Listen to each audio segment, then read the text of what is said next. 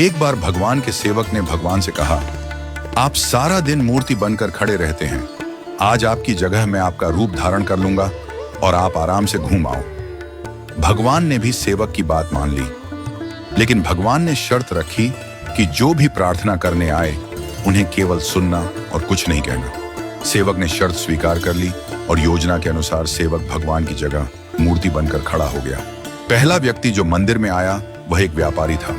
उसने भगवान से कहा, भगवान, मैंने नया कारखाना खोला है, कृपया उसे सफल बनाइए। व्यापारी माथा टेकता है और तभी उसका बटुआ गिर जाता है। वह बटुआ गिराकर बिना देखे चला जाता है।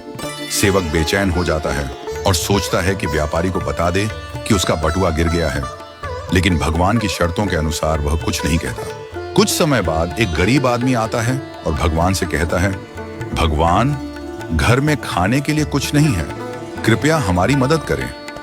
भगवान के सामने बटुआ पड़ा होता है। वह गरीब आदमी भगवान का धन्यवाद करता है और बटुआ उठाकर चला जाता है। फिर एक नाविक आता है और कहता है, भगवान, मैं 15 दिनों के लिए समुद्र की यात्रा पर जा रहा हूं, कृपया मेरी यात्रा में कोई समस्या ना हो। ठीक उसी समय व्यापारी पुलिस के साथ आता है और कहता है, यह नाविक मेरा बटुआ चुराकर भागा है। पुलिस नाविक को पकड़ कर ले जाती है। इस बीच सेवक बोल पड़ता है, बटुआ गरीब आदमी ने चुराया है। इसके बाद गरीब आदमी को पकड़कर जेल भेज दिया जाता है। रात को भगवान लौटते हैं और सेवक खुशी खुशी पूरा किस्सा सुनाता है। भगवान मुस्कुराते हुए कहते हैं, तुमने किसी का भला नहीं किया बल्कि सब कुछ बिगाड़ दिया। वे आगे कहते हैं, व्यापारी का बटुआ गिरना कोई बड़ा नुकसान नहीं था, वह गलत धंधा करता है, और अगर उसका बटुआ गरीब आदमी को मिल जाता तो उसके बच्चों को भोजन मिलता और उसकी परेशानियां दूर हो जाती। भगवान ने कहा, नाविक जिस यात्रा पर जा रहा था वहां एक तूफान आने वाला था। अगर वह जेल में होता तो उसकी जान बच जाती और उसकी पत्नी विधवा होने से बच जाती।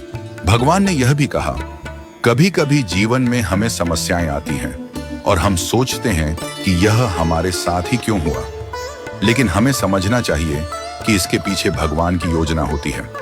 भगवान ने हमें यह सिखाया कि जो भी होता है वह हमेशा अच्छे के लिए होता है, भले ही हमें वह समझ में ना आए। इस कहानी से यह शिक्षा मिलती है कि हमें भगवान पर विश्वास रखना चाहिए और जो भी घटनाएं घटित होती हैं उन्हें अच्छे के लिए मानकर स्वीकार करना चाहिए।